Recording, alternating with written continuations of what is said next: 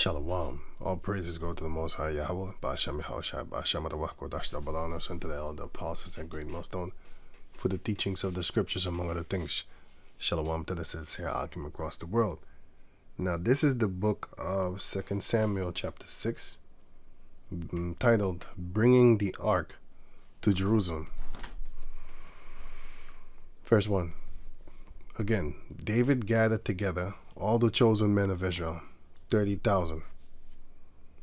And David arose and went with all the people that were with him from Baal to Judah, to bring up from thence the ark of the Heavenly Father, which is the Ark of the Covenant, which was in the tent of the tabernacle, whose name is called by the name of Yahweh, the Lord of hosts, Yahweh, the power of hosts, that dwelleth between the cherubims.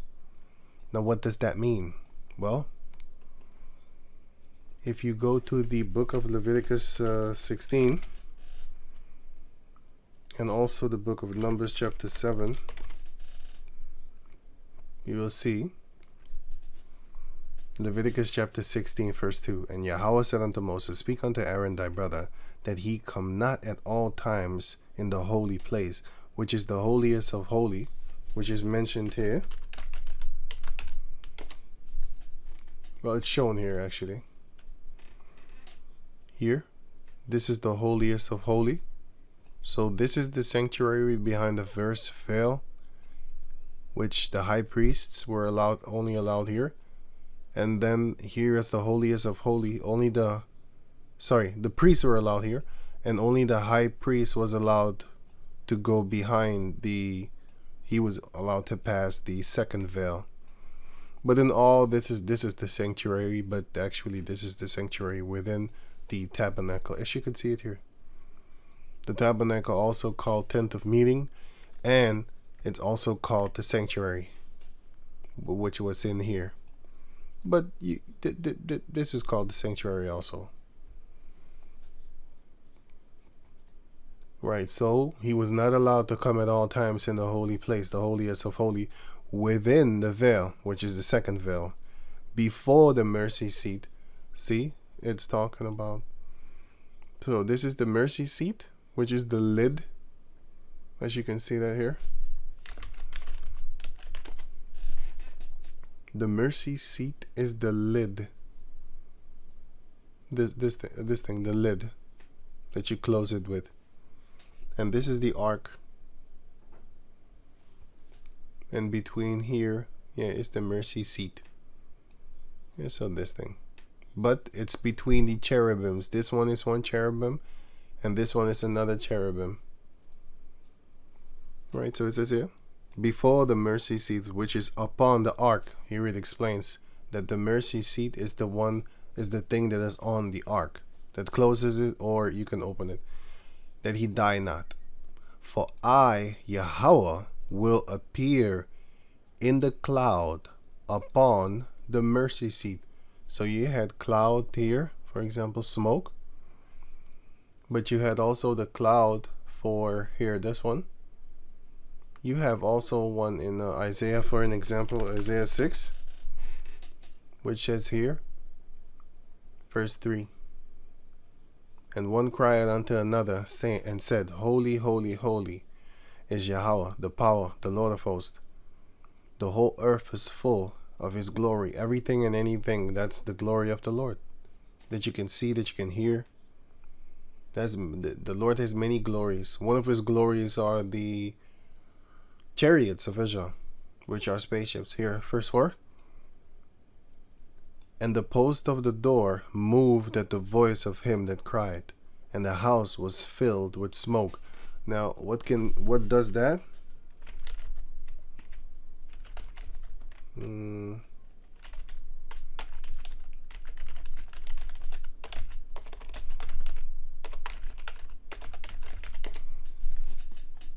Which is this scene over here. You can see that the Ark of the Covenant, naturally itself, it can also give smoke. Huh? Thought it was the movie scene. Yeah, here, right.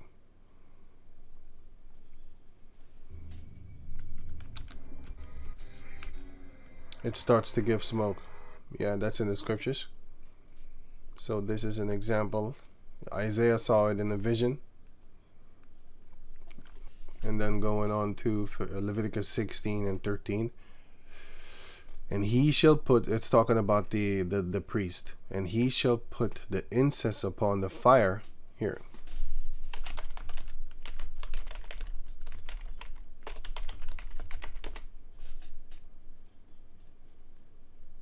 This. He's supposed to do this. He's supposed to burn the incense so that the smoke cover it from between the, let me see, from in the midst of the two cherubims.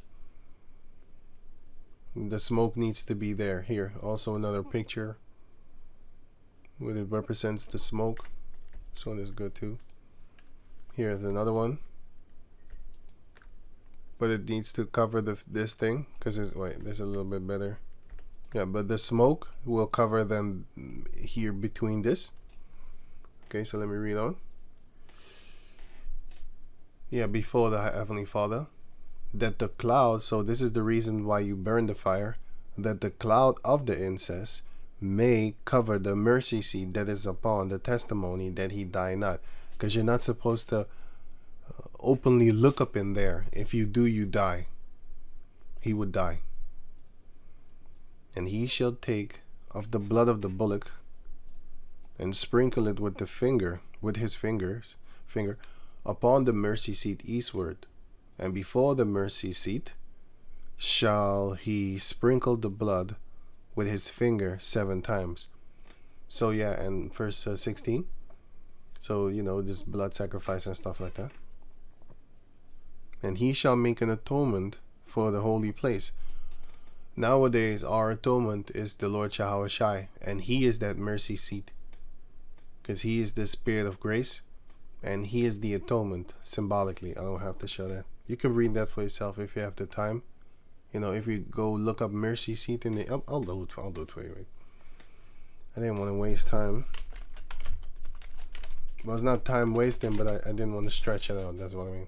So mercy seat is the same word all over the place. This one is in, oh yeah, Leviticus 16. Here, mercy seat. Is it another word, another place? No. Here, mercy seat, Hebrew 37, 30 to 27. Place of atonement. Yahawashi is that atonement. Because it shows right here the definition of the word atonement. The act of making amends for a wrong or injury. Nowadays, it's Yahawashi, through Yahawashi. They say Jeezy Krizi, but it's Yahawashi. Through him now we make an atonement. Okay, so now that that's gone, so that's that. And then you had here, Numbers chapter 7 verse 89. And Moses was gone into the tabernacle of the congregation. Exodus chapter 33 explains what that is. It's the tent that I just showed here. This tabernacle. To speak with him. Who was he talking to? Who was he going to talk to? Then he heard the voice of one speaking unto him. So somebody was talking to Moses from off the mercy seat that was up on the ark of the testimony, from between the 2 cherubims, and he spake unto him. This is how the Most High was talking to Moses. That's how he was talking to him. Right. So 2 Samuel chapter 6 verse the rest of 2. To bring up from thence the ark of the Heavenly Father, whose name is called by the name of the Lord of hosts, Yahweh, the God of the power of armies, that dwelleth between the cherubim. So that is what it means. So the original meaning of the word that says that for the Most High dwelleth within Israel, it's actually talking about the Ark of the Covenant. But we know through the Spirit and through the power of the Heavenly Father The kingdom of heaven is within you. The Most High is within the Israelites. It is within you. Where 2 or 3 are gathered together in my name, there will I be in the midst of them. It's talking about the Israelites. Yes. If you fight against the if you fight against the Israelites, you fight against the kingdom of heaven. Because the kingdom of heaven dwelleth within you. So we do know that. But that is only known unto us when Yahushua came on the scene, because he told us then. The majority of our people didn't know, but the ones that, the Most High said he revealed his secrets unto his servants, the prophet. Okay, they knew. But the rest of the people didn't know, nor they wouldn't be worshiping other gods, because they saw them and they believed in them and they got prosperity off of them, just like that. That's why until this day, 2025 AD, which we are in right now, what is it, March? No, April. You still have a lot of not a lot, but you still have these celebrities of our people. You still have them selling their souls. Even though, you could just pray to the Heavenly Father. He's not going to give you right then and there. And he's not going to give you mad riches. He's going to give you, Lord willing, of course, everything you need. Sufficient enough to basically function, right? 2 Samuel chapter 6 verse 3. And they set the ark of the Heavenly Father upon a new cart and brought it out of the house of Abinadab. What? Abinadab, yeah. That was in Gibeah, which was in Benjamin. And you can catch that here. So this is Gibeah. Here, Gibeah. And then you have Gibeon, which the Gibeonites were there. So that place was called after them. But we took it over, but we still had them in that land. So we didn't kick them out the land. And we were not allowed to, because we made a covenant with them. And you can't go against the word of the Lord, because if you break a promise, he's going to break you. Thou shalt not forswear thyself. So it is better that you swear not at all than that you should swear and then forswear thyself, meaning you're going to break your oath that you made, the solemn promise. Okay, so here is Judges 19:13. And he said unto his servant, Come, and let us draw near to one of these places to lodge all night, in Gibeah or in Ramah. So Gibeah and Ramah, I just read. Sorry, I didn't read. I just read it here. Gibeah and Ramah. I didn't read Ramah, sorry. But it's in Benjamin, so that's my point. Right, so that's 2. And they passed on and went their way, and the sun went down upon them when they were by Gibeah, which belongeth to Benjamin. Judges 20:4. I don't have to read this, so it's the same thing. Here you have it again. Joshua 18:25. Gibeah, Gibeon, and Ramah, and Beeroth. Remember Beeroth, because you had the sons of, here, the 2 sons of Benjamin, children of Benjamin, and they were called Beerothites. Yeah, for Beeroth also was reckoned to Benjamin, right? Beeroth, and they fled to Gittaim. They fled to that place over there and sojourned until this day, because it says it right there. Well, not this day, but in the time that this was written. So Jerusalem also belongs to Benjamin, and Gibeath also belongs to Benjamin. And if I'm correct, Gibeath is sometimes spelled Geba. I'm not sure about that.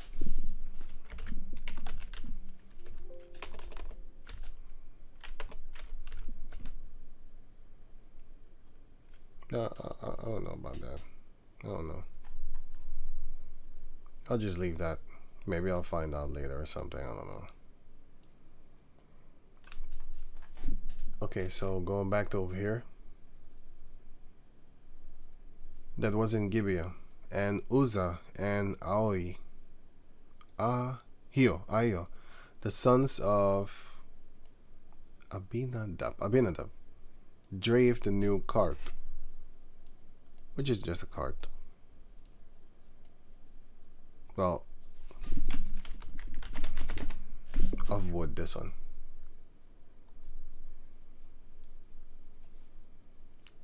Then they put the Ark of the Covenant there on top of it. And they brought it out of the house of Abinadab. Abidab, sorry. Which was at Gibeah, accompanying the Ark of the Heavenly Father. And Ahio went before the Ark.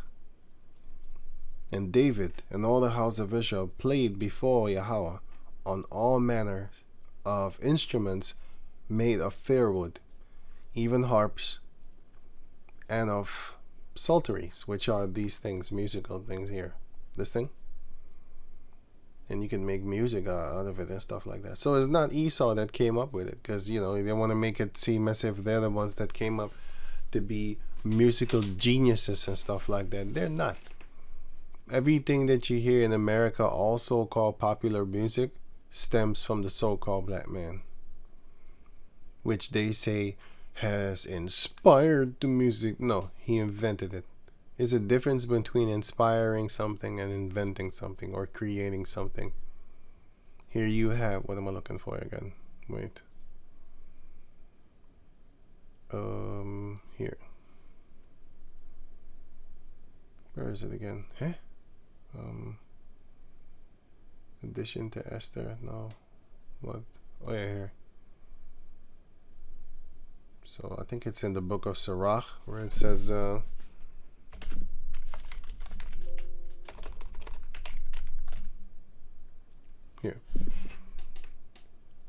The book of Sirach 44, and let me start at 4, I think. Right, so it says here, leaders of the people by their counsel, because that is what they were. Let me see here. Yeah. Let us now praise famous men and our fathers that begat us. Yahweh had brought great glory by them through his great power from the beginning, such as did bear rule in their kingdom, men renowned for their power, giving counsel by their understanding, and declaring prophecies, leaders of the people by their counsel, and by their knowledge of learning, meet for the people, so good for the people. Wise and eloquent are their instructions, such as found out musical tunes, and recited verses in writing. So they're the ones that found out basically musical tunes, like, hey, I didn't know that could. Yeah, I just made it up. Israelites, we are the salt of the earth. The Heavenly Father is the one that creates everything, and he is the one that will instruct you and guide you into doing certain things to where you are now so-called an inventor or of something or something like that. Yeah, but the Heavenly Father created you. Okay, going on. And on timbrels, and on cornets, and on cymbals, these things, drums, you could say, kind of drum things, cornets, trumpets. And when they came to Nachon's threshing floor, and the threshing floor, you might ask yourself, what is that? Well, a threshing floor is actually where you go and do this. You take a bull, and then a threshing floor. How you call that thing again? Damn it, a threshing floor. Oh yeah, threshing board. So here you have the threshing floor, threshing floor board. You have this board with all these spikes. Well, it's not spikes actually. It's actually stones. It's stones upon it. And then you stand on it, and then you let your ox pull you. And then it's going to grind the weed. And then you're going to take the grain. You're going to take the grain out of it. And then you're going to take the grain, instead of beating it like they do here, But this is just fine work. This is for the bigger work. So once it's grinded up a little bit like that, then they put it here, and then they change shift, and yeah, basically it goes from here to here. That's what I mean with change shift. And then from here you can basically pick stuff up, and yeah, that's it. Like this here. It's very laborious work, actually, you know. And the bottom of the place is a rock. It's like stone, in order to smash it with, you know, to fine it with, to make it fine. Uzzah put forth, so let me read it again. And when they came to Nahon, threshing floor, Uzzah put forth his hand to the ark of the Heavenly Father, and Uzzah was of Judah, and took hold of it, for the oxen shook it. So the animal, he bumped against it, and he thought the ark of the covenant was going to fall. And the anger of the Heavenly Father Yahweh was kindled against Uzzah, and Yahweh smote him there for his error, and there he died by the ark of the Heavenly Father. And David was displeased, because Yahweh had made a breach upon Uzzah. And he called the name of the place Perez Uzzah unto this day, because it has a meaning. It means like the Most High breached Uzzah. That's what it means. And David was afraid of Yahweh that day, and said, yeah, he was very afraid, and said, how shall the ark of the covenant come to me? Because he was thinking like, man, he just died right in front of me, man. He touched that thing, and he you know, oh man, I don't want that thing in my facility, in my play, like, you know, close by. Verse 10.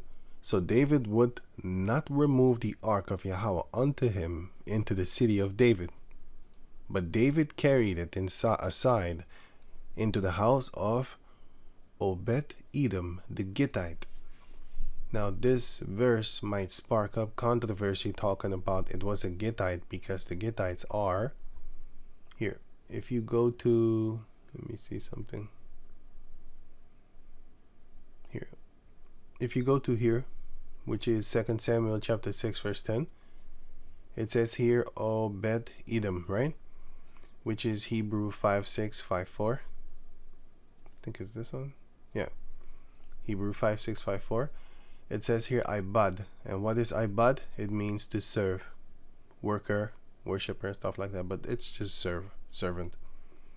And here it says Adam. But wait, I had another one actually. Oh wait. Right, this big controversy going on, because Esau is a sneaky little demonic type of person. So what does he do? He lies a lot.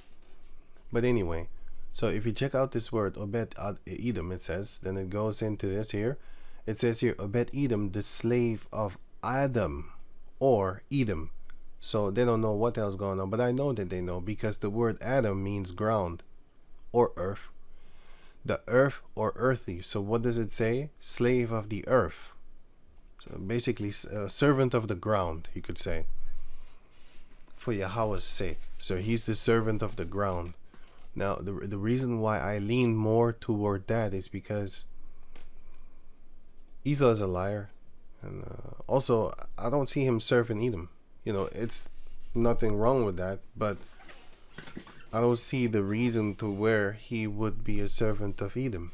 He's a Levite. He's a servant unto the nation of Israel. You know? And I have other examples also. So here it says Ibad Adam. Okay. And here it says here Edom. So this word is here serve, which is servant, which is Ibad. Ibad, actually it says. Ibada, which is Ibad.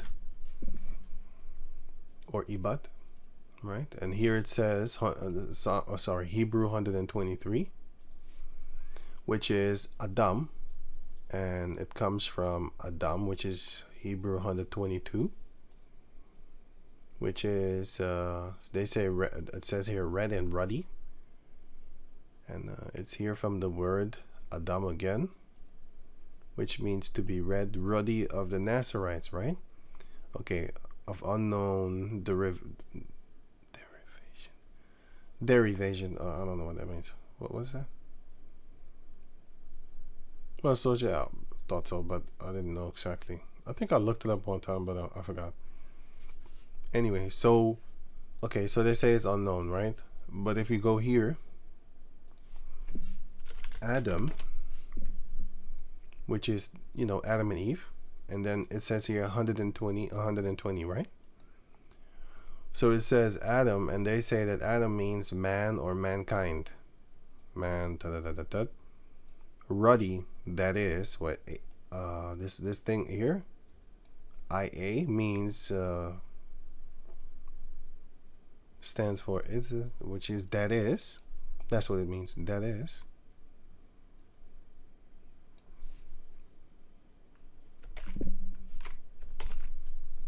Right, so it means that is, sorry. It means that is. I'm taking a screen picture. I know what it means, but I want to still have it for somebody else, you know, just to show them something like here. This is what it means.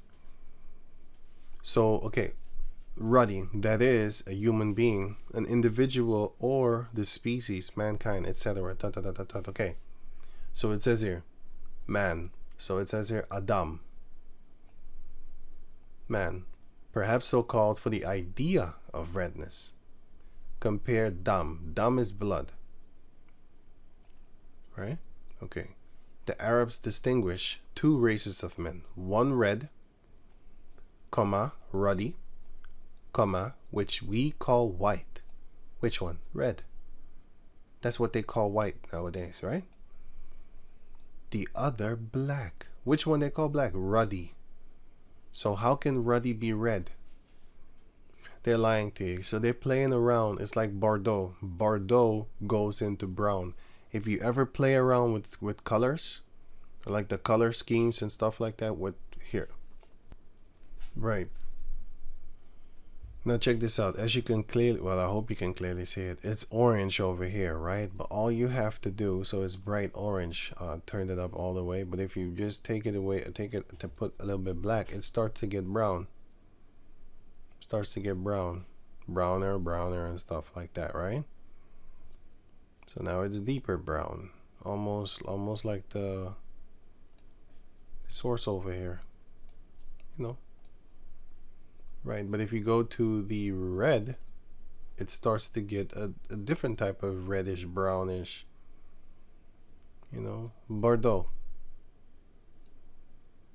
starts to go up in there in that color. But everything turns black, don't matter what color it is eventually. I know that, but still, this is a different look. This is kind of like brown. Look, you see? So if you add white, it of course becomes like that. But if you add a little bit more red, so right is red and left is white, and down is black and up is bright red. Well, here is actually more black and black and red, and here is more white and black, and basically it goes into white. As you can see here, if I move it to here, it turns white, gray, because it's black and white. And here it turns brown because it's red and black. And here is just only red. And here is only white. Right, so going back to over here, like it starts to get brown, red, Bordeaux. Anyway, so they're playing around with that because it's kind of confusing. But if you look at this from a look, if you type in here ruddy paint, because a lot of people want to make King David like a so-called light-skinned person. They want to do that, but I know that he's a very bright brown, a very bright ruddy brown. And the funny thing is, you have different shades of ruddy, so that's even crazier. You know, you can just ruddy cow or ruddy heifer. It's the same thing, man. You know, when you have these cows, where is it? I think I saw them. these ones having children, like this kind of goldish or something, right? When these cows have children, not all of them, but when they have children, look, because here you can see this one is brownish, orange. They looking funny as well. Right, but anyway, this one is kind of badger, right? Well, that's the same thing that you have when you do this. No, actually, it's supposed to be orange. With orange, it happens. Sorry, here orange. Here, this one. This one turns into white, into that thing that I just saw. This one, this one. This one, this does it. From the bright one comes this. Right. Okay, so that's that part. So black is ruddy. They show you right here. They show you it. And white is what they call, sorry, red is what they call white. And ruddy is what they call black, what they call black nowadays. But both these races are sprung from Adam. Yes, that's true. But what does Adam mean? Well, if you go to the Amalekite website itself, it says here the origin and meaning of some of the most common Jewish and Hebrew names for boys. That doesn't make any damn sense, but anyway. It kind of does, but not according to what they understand it to be. Because you have Hebrew Ishmaelites. You have Hebrew, let me see, Moabite. They're Hebrews too. You can see that here. Hebrew Moabite, Hebrew Ammonite. Here, 1 Chronicles chapter 1. Verse, here, Shem, 24. Shem, Arphaxad, Salah. Eber. So everybody that comes from Eber is a Hebrew. Peleg, he's a Hebrew. Reu is a Hebrew. Serug, Nahor, Terah. And also Terah, his other son, Nahor. You can catch that in the book of Genesis 11. I'm not going to go into it. I'm just going to put it there so that you know if you want to look up on something. So Genesis 11 here, Eber, Peleg, Reu came from him. All this came from him. All this came from Eber. And then it goes to Terah. And then Terah got a son named Abraham and another son named Nahor. But Terah, his father, is also named Nahor. And then Terah got another son, which is Haran, and he died. But there's also a place called Haran. Okay, so,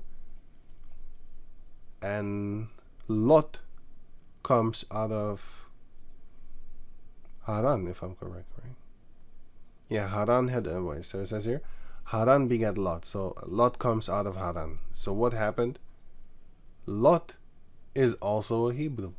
And Lot is the father of Moab and the father of Ammon.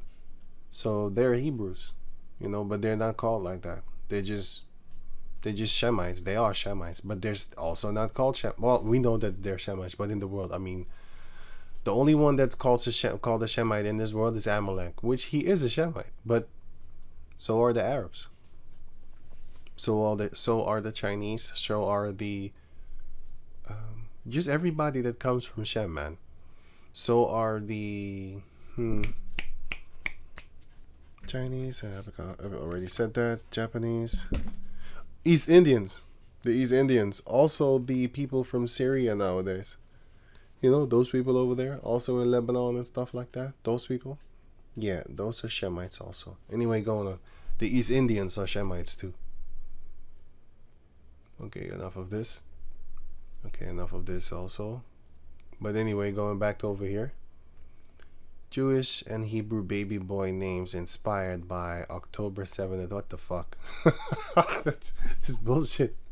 What? Okay, since Hamas massacre, October. Okay, cool. Whatever, man. Names beginning with an A. Aaron. You don't even spell it.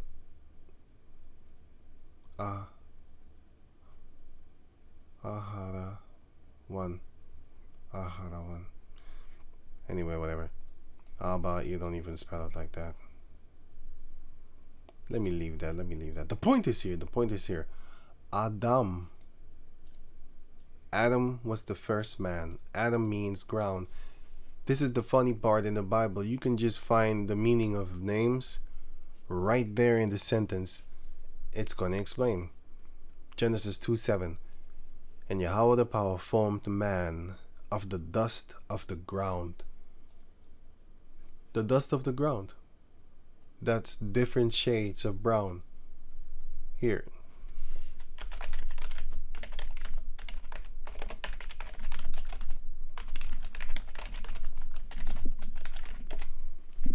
People's skin color are the same color as the earth. Look. If you put them side by side, you're going to figure it out. Look, it looks like dirt. Look, the color palette of dirt. Let me see.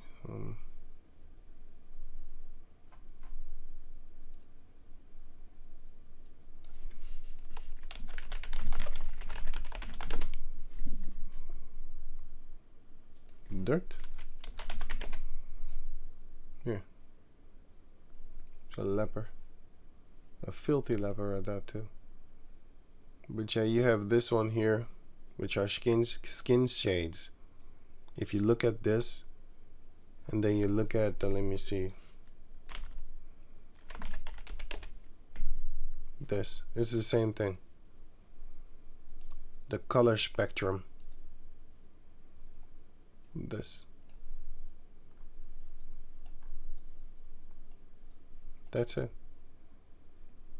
It's just different shades of brown. This is brown too. It's like sandy brown. They even have a name for that, if I'm correct. Sandy brown.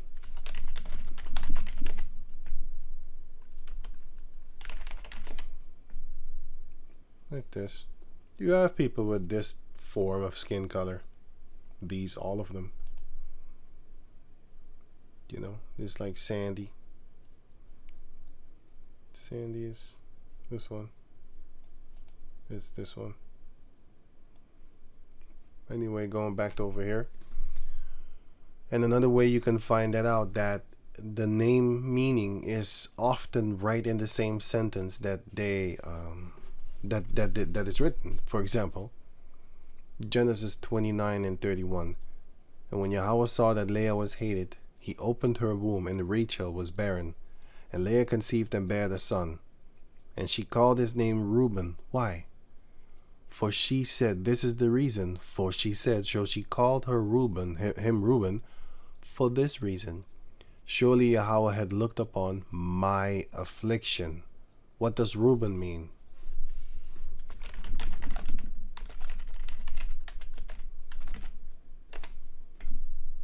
Behold the son. Wait.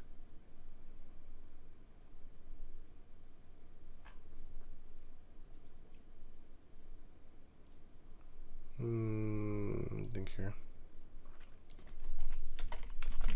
I looked this up before. Reuben.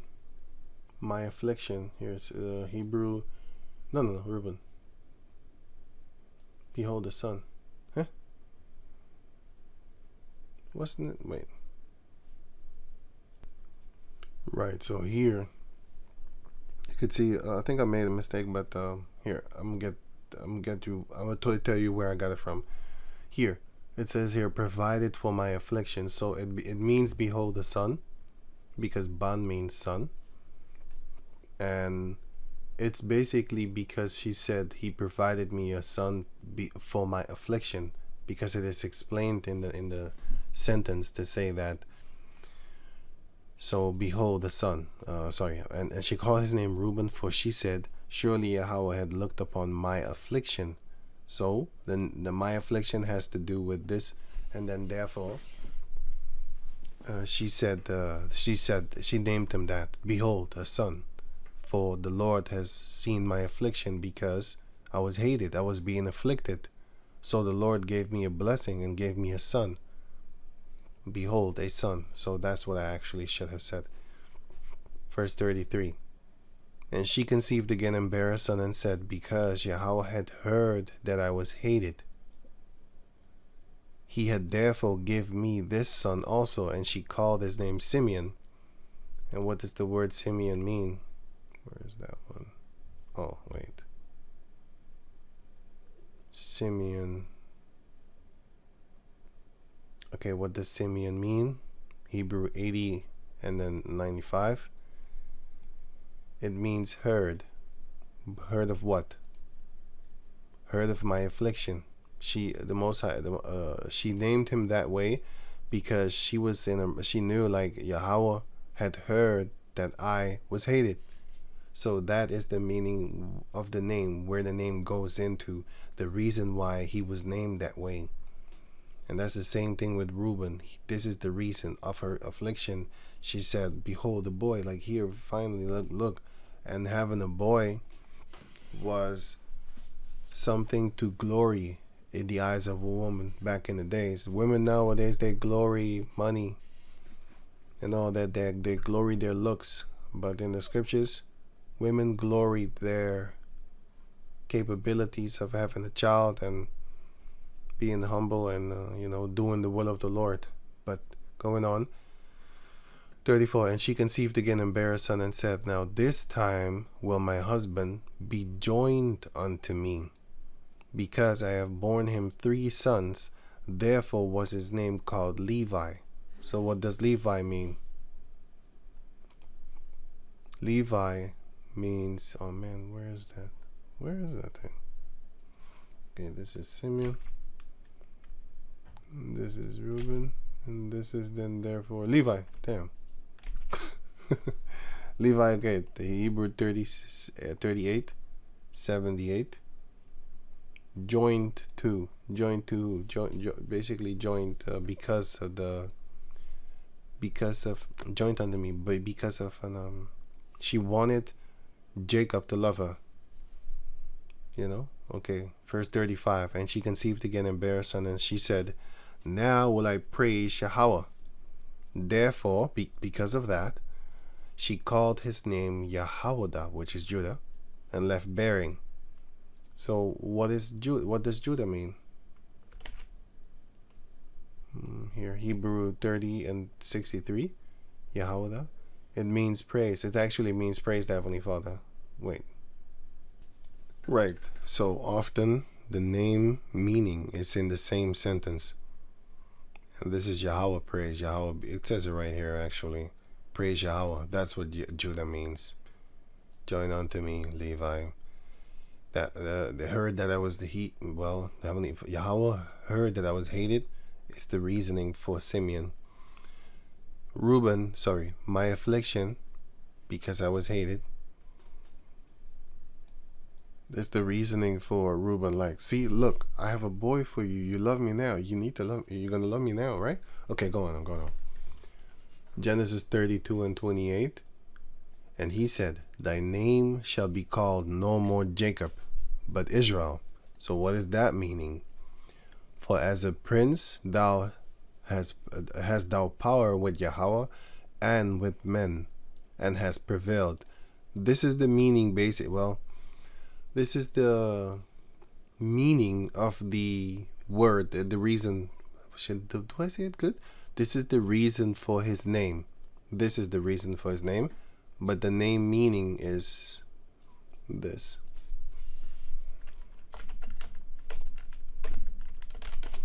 This is the meaning of the name, the definition. Hebrew 34:78, which is basically Yahweh prefer. But that's that. If you break it down word for word, it says Yah, Shar, Allah, He, Prince, God. But we do prevail. Yasha Allah prevails. We do prevail. And we are prince. And we do have power, because the word God means here. Power. Not this one. I think this one. Yeah. Allah. They say El in the English, but in the Hebrew it's Allah. La. Like Israel is actually Yah Shar Allah. Let me see if I can, if you can break that word down in three. Here. Oh, it says it right here. Oh, wait. This says here Israel, which is Hebrew 3478. And then 3478. And then here you see Allah. God. Power. God. Godlike. One. Mighty one. Strength. Power. That's what it means in this case. It's God means power. And the other one is Shara. Here. Power too, but it says here Shara, which is Sarah. Sarah. Content, having power. Yeah, the name Sarah. Yeah. Of Abraham and Sarah. Yeah, that one. But that's another Sarah actually. You can catch that one here. Sarah, which is this one. Genesis 17. This one is Hebrew 8280. Which is this one here, coming from Yashad Allah. And this one is Hebrew 8283. Sarah, noble woman. It's the same word. You know, princess, a noble lady. But it also goes into power, but yeah. So Yahweh prevails. It's what they say that it is, but we know that it is. It's correct too, to a certain degree. I mean, it says it right here. It goes into it. For as a prince has thou power with Yahweh and with men, and has prevailed. Okay, enough of that. The word Adam means ground, and if you go back, and if I go back to here, it goes into Obed-Edom, the servant of Adam, which Adam is the ground, and Edom is red. Well, Adam actually is Edomite, which goes into, you know, him. The Esau goes into him. The earth or earthy. So he's a servant of the earth, servant of the ground. But it doesn't actually matter if it's Edom, because it's not going to save them anyway. But I do know that they're playing around with words, and I just find it very irritating as to what they're doing. Okay, so he is a hypocrite. Esau is a hypocrite. Anyway, so I think I covered that already. Ruddy, you already know what that is. And ruddy horse, you already know how that looks. A ruddy heifer, ruddy garment. You know, ruddy garment, for example. You already know how that looks. A ruddy garment. Here, this is a ruddy garment. A moose. A moose is ruddy. You see, it's brown. It's a different shade of brown. What's a ruddy moose? What color is it?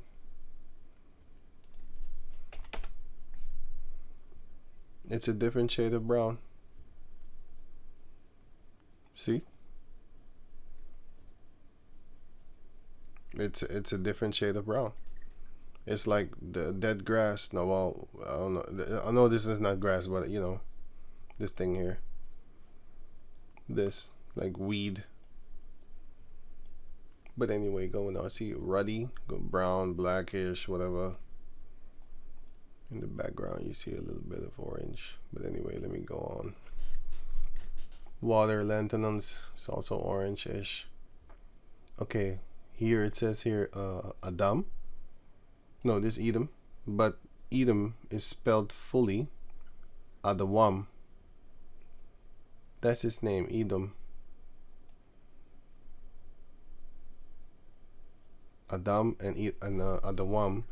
Adawam is Edomite. Is Edom. He's the Edomite. Anyway, so here again, Ibat, Adam. So Obed-Edom, but they're playing around. Anyway, so I'm gonna go back to over here.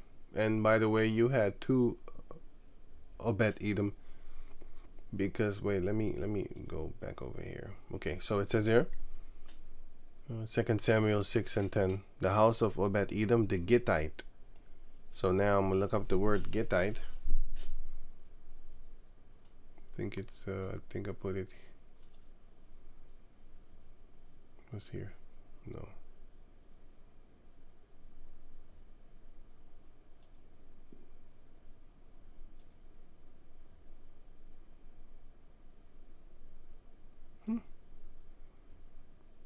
I put it. Wow.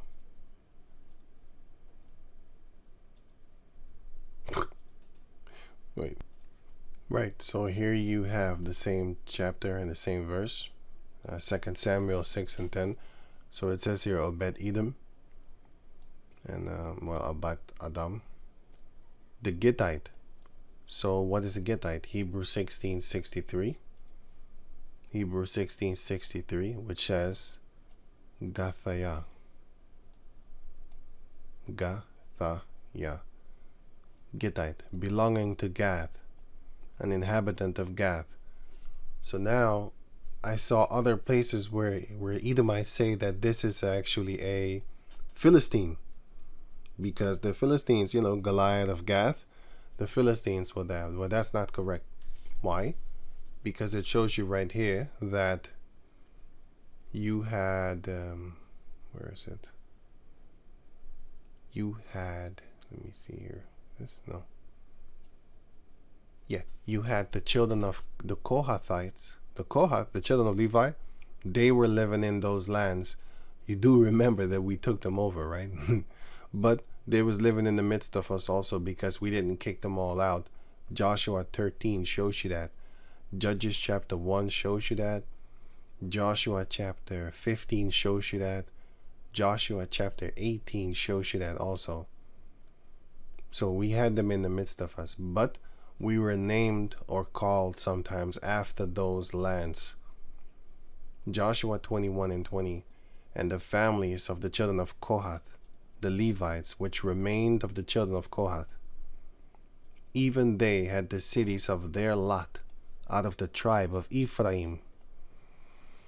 For they gave them Shechem with her suburbs in Mount Ephraim. So the children of Kohath, they got Shechem and the suburbs in Mount Ephraim, to be a city of refuge for the slayer, and Gezer with her suburbs.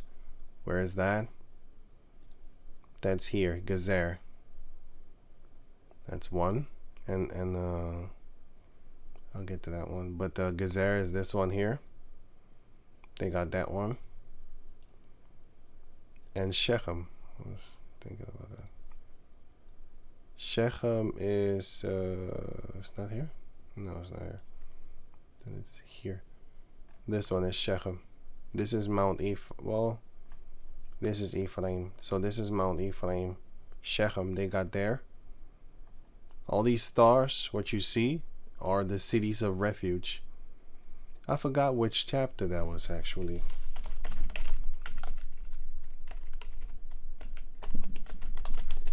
City of refuge. Joshua 20. No, I thought so. Numbers. Yeah, these 6 cities shall be a refuge. Yeah. Numbers 36. Those are the cities of refuge. If you want to know what that means, then you can read that chapter if you have the time for yourself. If you have the time, Numbers 35. If I'm correct, I just saw that, right? Yeah, Numbers 35, right. Going on, and Gezer with her suburbs, and Kibzaim with her suburbs, and Beth Horon with her suburbs, 4 cities, and out of the tribe of Dan, Eltekah with her suburbs, and Gibbethon with her suburbs, Aijolan with her suburbs, Gath-Rimmon, that's it, with her suburbs, 4 cities. So what is Gath-Rimmon? Gath-Rimmon is, where was I again? Here?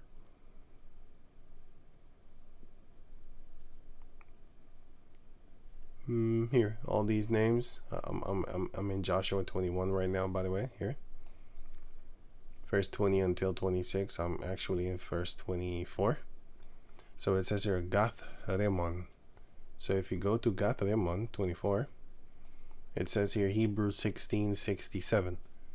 Then you click on that, Hebrews 16:67, and it says Gath Remon. So mind press, whatever.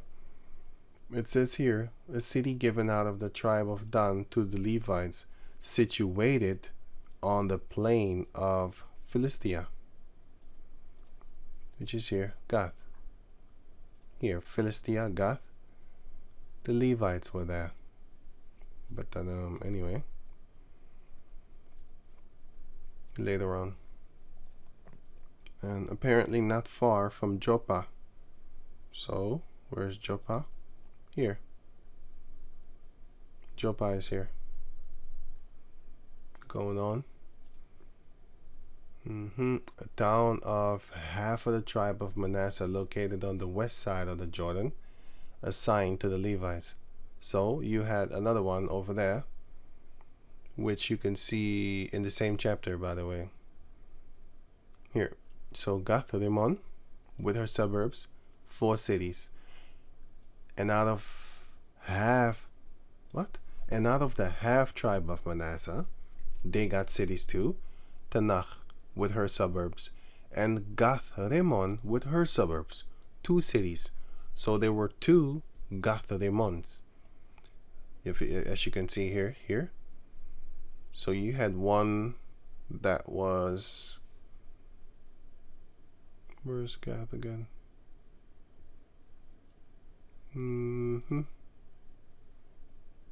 Okay, I just read Tanakh. It's spelled different. Shechem and Ai, Jalon, Gezer.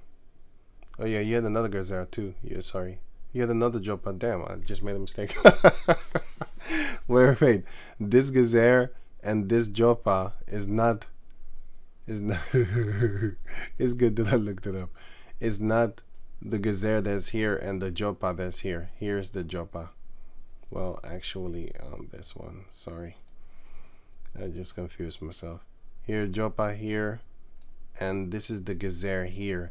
So this one had a Gezer, and this one. This is the same thing. By the way, this one, and Dan, in the midst of the tribe of Dan, which is here, Dan. You also had a Gezer, and you also had a Joppa, and you also had a Gath Rimmon. Very confusing. I have it right in front of me and I still make mistakes. Sorry about that. I hope I corrected it right then and there. So, okay. Try not to fumble the ball again. Okay, so that's that part. And then, by the way, you can read the book of Joshua chapter 21 and you will get all this. This is literally Joshua 21. All this. All this. Heshbon, Jazer, Bezer, Jahaz. But it's kind of spelled different. Everywhere you look, it's literally not all places. Some places has the same spellings and stuff like that. But a lot of places, they just spell it different. And you might be like, what? But that's not what it says right there. So you might be confused and start looking it up. It's like, is this really? Sometimes they spell this, like for example, they might take away the letter O, or they might take away the letter A, or they might take away the, some letter, and then now you're double checking, like, what the hell? What? But then again, if it was easy, everybody could do it, right? But Esau is wiser than he's wiser than us. So he can figure it out. He doesn't have the spirit of Yahweh Shem Yashai to actually really get down to the nitty gritty, with the scriptures and stuff like that. But he knows things, man. He goes out there, does his excavations and stuff like that. He knows. He puts up maps and all that there for us to go and look like, hey, this bastard is right. Sometimes he makes mistakes like this one, and sometimes he does it on purpose. Like this one, what I'm about to show right now. Because let me go over here. For example, Well, I'll get back to this. So, for example,